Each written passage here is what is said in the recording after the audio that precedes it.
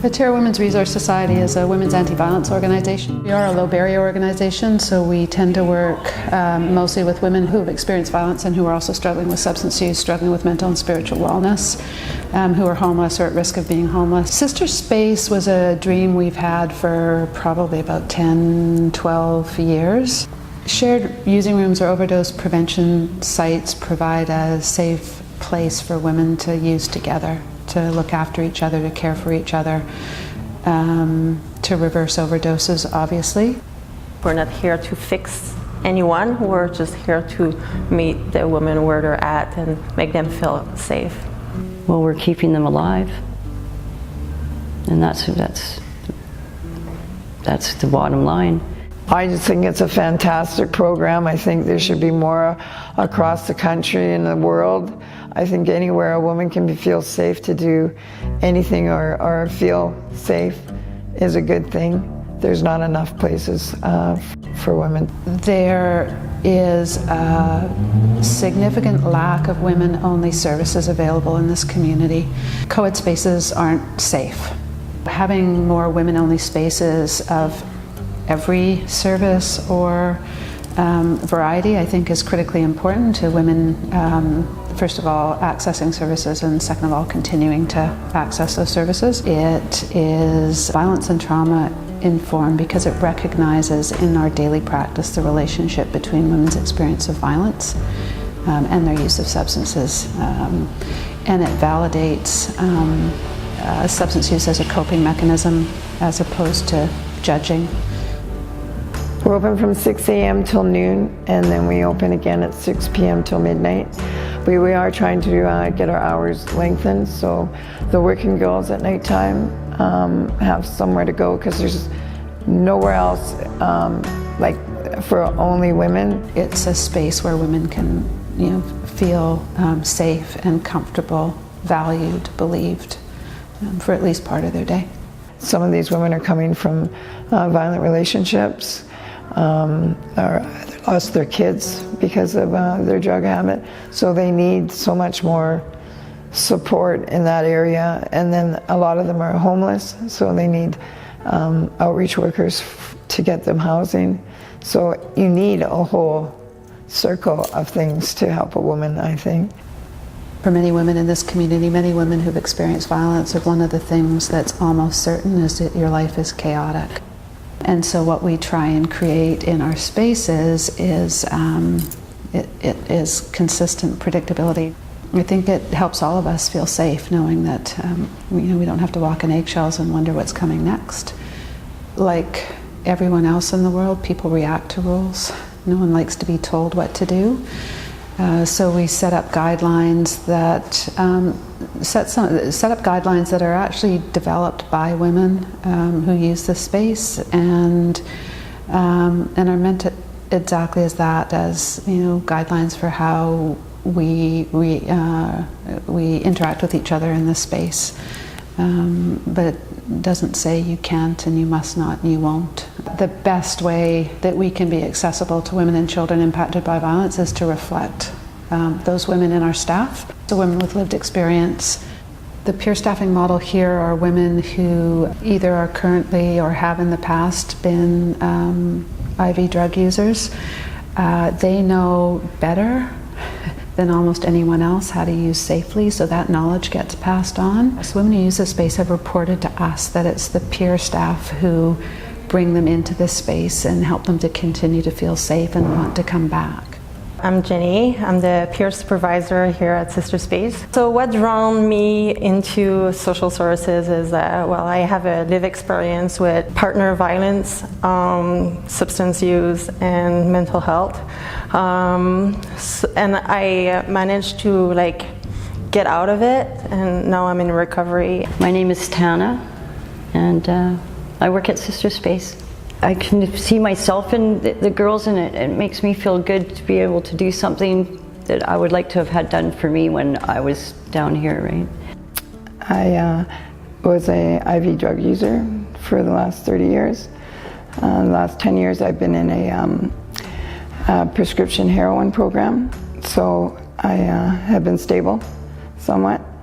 Okay, I like being a peer support worker because of the girls. They need support. We know where they're coming from.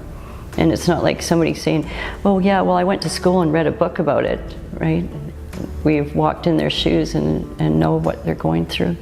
So it's just like there's no separation in between them and us, so it's like just a big community. It removes barriers to support and services and building relationships.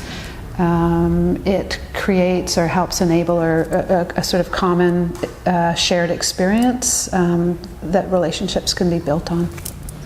We get about like 60-75 women in a day. We got a lot of great feedback from the women accessing the space. They like the community in here. You can see that the space is, or we've tried to make it as much like a living room or a kitchen space as humanly possible. So women develop relationships with each other, they share information with each other, not only about bad drugs, but also about bad dates or violent men or things that cause risk to women in the community. We have to focus more on the quality of their state and the connection they're building while they're here. Well, you don't want to feel like you're alone, right? When you're like, already you're by yourself, but you know, you need to know that somebody cares about you to keep on going. A lot of the girls have saved lives. We also have Narcan kits here that we train the girls to use them and take them out with them. So if they are using with a bunch of friends, or if they happen to be, you know, away from an injection site, they have the Narcan to save a life. To bring somebody back is emotionally draining. So they come in and talk about that, or when they've lost somebody. Women do the arts, and that's all the artwork from the girls that come in here, which is great.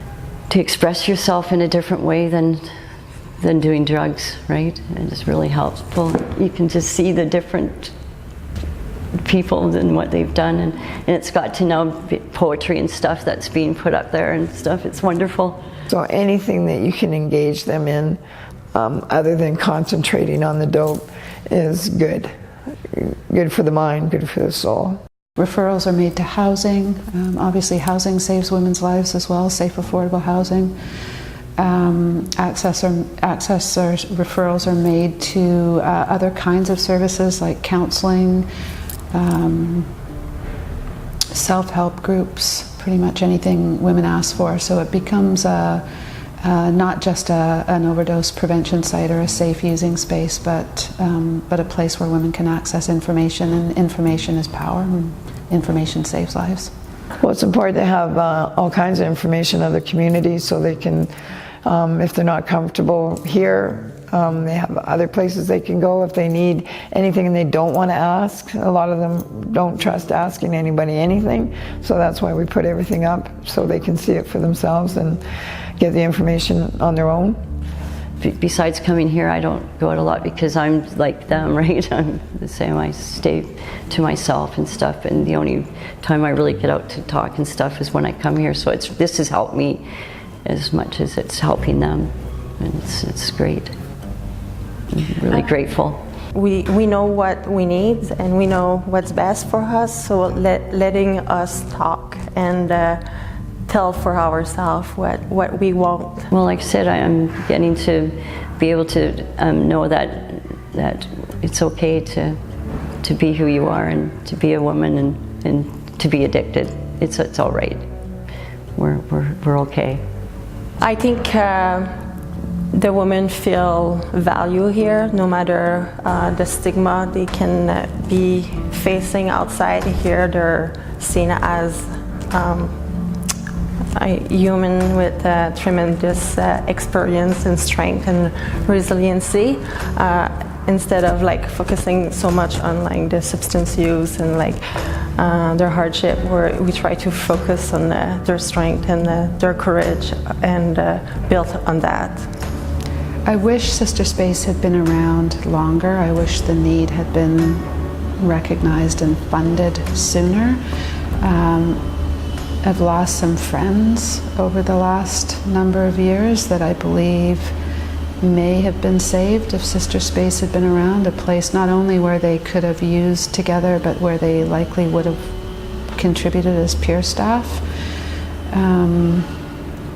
So yeah, I just really regret that this need wasn't recognized sooner. I believe some of the women we've lost might still be with us.